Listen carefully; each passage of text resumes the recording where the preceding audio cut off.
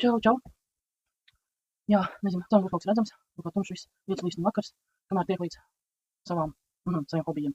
Es vēlos pastāstīt par to, ko esmu izlasījis jūnijā, tas varbūt otrā daļa, jo jūnijā esmu izlasījusi nosacīti 9 grāmatas, noteikti 8 plus viena ir fotoalbums. Tur bija sākumā teksts, nevēlas ievadvārdi autors, tāpēc 8 plus. Arī varam teikt, kamēr 9. Lūk, par 4 Japāņu atmosfērā grāmatām var iepriekšējā video noklausīties, un tad tagad es pastāstīšu par pārējām, kuras izlasīju. Un, tad īsi par šo es domāju, ka vēlētos kādu atsevišķu video. Tas tomēr ir Provances ziedi, Francijas, Džeimija Beka, fotogrāfa no Amerikas pārcēlusies Franciju 2006. gadā. Un, jā, ļoti iemīlējis Provances dabu. Tad par šo es ceru, ka mums kāds atsevišķu video. Tā, un tad otrs komplekts, kas man sanāca, ko izlasīt, ir latviešu autoru grāmatas 4. Tā. Tad, sāksim pirmo. Vildis Kasims, Svešuma grāmata, romāns esejās. Kā aizmugurējā vāka arī liecina, un, protams, izlasot, kad tas ir autobiogrāfisks vēstījums, atklāti par sevi stāstīt, jābūt drosmei, varbūt arī nav. To zina tikai rakstnieks pats. Bieži gribas no sevis norakstīt visu, kas sakrājies, piedzīvot, saprasts un nesaprasts. Teksts sāks ar autora tēva nāvi un beidzas ar meitiņas pirmajiem dzīves gadiem. Tāda jau ir tā cilvēka mūža kārtība. Viss iet pa spirāli, piedzimšana, dzīve, nāve. Tekstā atmiņa laiks nav lineārs, pat varētu teikt, tas ir attēls haosaini, tas jutos komfortabli.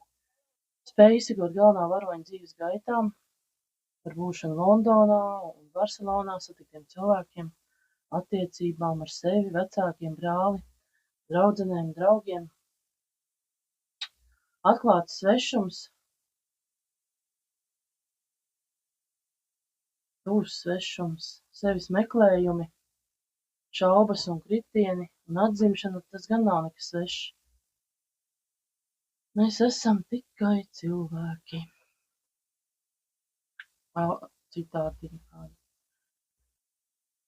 Es zinu, ka dzīvot nozīmē pastāvīgi mēģināt pierast pie sevis un pasaules, pastāvīgi pielāgoties tās pārmaiņām un sadzīvot ar to savādo sajūtu, ka tu alaži esi kāds cits. Senā svešuma sajūta reizēm gan atgriežas rotaļlaukumā vai mājās, pēkšņi pavēršot skatienu pret sevi pašu un pārsteidzot no jauna. Taču tagad tā drīzāk līdzinās tiem savādi skaistajiem stāstiem, kas savulaik mani pārsteidza ar jaunām krāsām, sajūtām. Tāpat notiek ar pagātni, ar atmiņām, kurās ieeju kā svešinieks, un tāpat arī iznāku satiekot citu sevi. Kam ar mani kopīga ir tikai šī pieredze. Pat ja mēs viens otru nepazīstam, ir patīkami satikties atkal no jauna. No Viļa Kasima Dairades esmu lasījusi Lielā pasaule, romānu un Līzevigīnu blūs. Un jāatzīst, vismaz man subjektīvi šķiet, ka rakstnieks ar katru darbu virzās uz virsotni. Katrs nākamais darbs ir labāks par iepriekšējo. Tāpēc man šķiet arī likumsakarīgi, ka rakstnieks par šo izdoto romānu šogad saņēmis Latvijas literatūras gada balvu. Lūk. Vildis Kasims, Svešuma grāmata. Noteikti iesaku izlasīt. Tā. Tad nākamā, ko izlasīju, ir Kristīnes Želves Dzīve tevi salauzīs. Tas ir stāstu krājums. Tāds ātri izlasāms. Maziņa grāmatiņa. Un tas ir pilns ar humoru, sarkasmu. Varbūt bija arī kaut kas nopietns, bet pēcgarša ir tāda. Dzīve tomēr tevi nesalauzīs un būs jau labi, izdzīvosim. Vienmēr abrīnoju rakstnieku spēju īsā stāstā tik daudz pateikt. Citātiņš. Es skatos, kā viņa stāv baznīcas vidusjomā, kas tagad muzejs. Spēcīgi, stabili iesauļotu ādu, vēl jaunu, vēl skaistu, no slēgajām arkām telpā krīt gaismas kūļi un ieplūst augstajās māla flīzēs, kā garas saulainas šēras. Pa tām viņa ausī nedzirdami pārvietojas mīkstās bēžkrāsas siksniņu kurpēs un izrāda man dažādus gadsimtus, komentē tos. Tā mēs te pamazām apputam, viņa saka.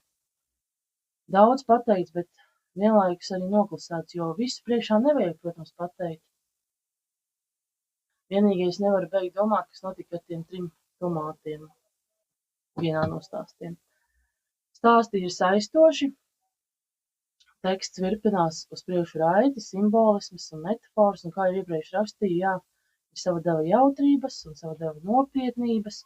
Domāju, ka līdzīgi kā ar Kastiņa svešu grāmatu, Želves stāsts ir literārs baudījums. Arī iesaku. Tā. Izlasīju arī Aspāzijas debesjums Ingas Ābeles sakārtojumā un apcerēs dzejas krājumu. Es jau par to iepriekš arī rādīju, kad runāju par Ingas, es stāstīju iepriekšējās video par Ingas Ābeles romānu Mīlamā. Un tāpēc šis dzejas krājums neprasa daudz komentāru, arī jau atsauksmē. Tātad par Ingas Ābeles romānu Mīlamā diezgan izrunājos, kā arī Aspāzijas dzeja ir dzeja ar lieliem burtiem. Nekļūdīšos, ja teikšu, ka vismaz kādu viņas dzejoli zina visi, kurā vecumā. Man tik ļoti no bērnības ir mīļa Rozes Stievas burvīga animācijas filma Sēdu sliekšņu pasaciņa ar Aspāzijas vārdiem. Kā par šo multeni iedomājos, tā jau galvā skan Mirdzes Zīveres balss.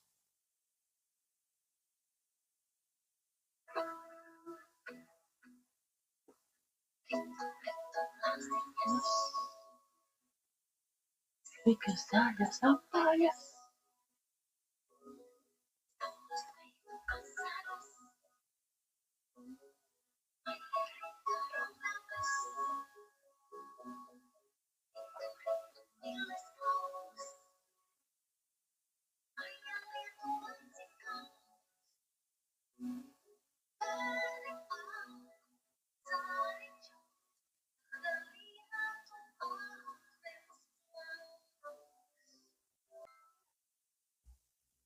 Jums arī? Jā, pievienotā vērtība dzejas krājumam ir Ingas Ābeles apceres. Inga Ābele ļoti izjūt Aspāziju, kā nekā 5 gadus rakstīt romāns par mūsu diženo dzejnieci. Un viens mazs citādiņš no apceres. Iedvesmas brīžos Aspāzija spēja atrast vārdus, lai translētu savas kosmiskā viļņa izjūtas klausītājiem, skatītājiem, lasītājiem. Šis vilnis viņu pacēla savu laiku virsotnē, kā sudrabainu vieglu jūras putu. Jā. Lūk, Aspāzijas Vaidalotes, Boris un Reģis aizliek pie Dainas Tabūnas romāna Raganas. Vai ikviena sieviete nav mazliet ragana? Burve?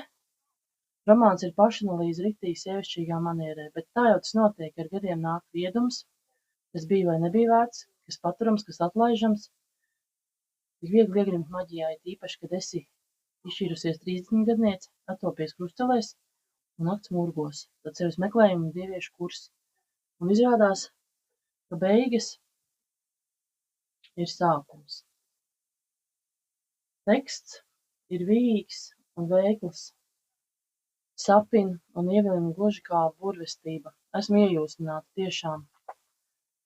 Romānā ir pamatlīnija ar galveno varoni Almu, 30-gadnieci, un viņas sarežģījumiem, bet teksts tiešām viegli lasāms, tikai nepārprotiet, tas nav paviegls, tajā ir daudz slāņu un filozofijas, jo galvenā varone analizē, šķetina un meklē sevi, saprotiet, tas nav viegls darbiņš. Tajā ir arī, protams, psiholoģija, ezotērika un misticisms. Nevelti nosaukums ir Raganas. Es aizvirzījos no tā, ko vēl gribēju pateikt, ka paralēli pamatlīnijai ir it kā 4 atsevišķi stāsti. Es pat līdz Almas paskaidrojumam uz beigās domāju, ka tie ir tādi kā viņas izcelšanās stāsti, kas aizved no 13. gadsimta līdz mūsdienām.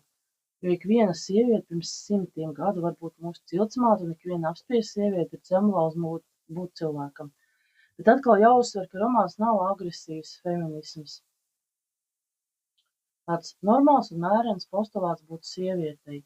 Viena citātiņa, kur galvenā varone Alma saka, vai es ticu kaut kādām dievietēm, kuru gari mani aktivizēsies caur zāļu tēju vai kāršu pareģojumiem? Nu nē jau, bet varbūt tas viss man tik un tā varētu nākt par labu.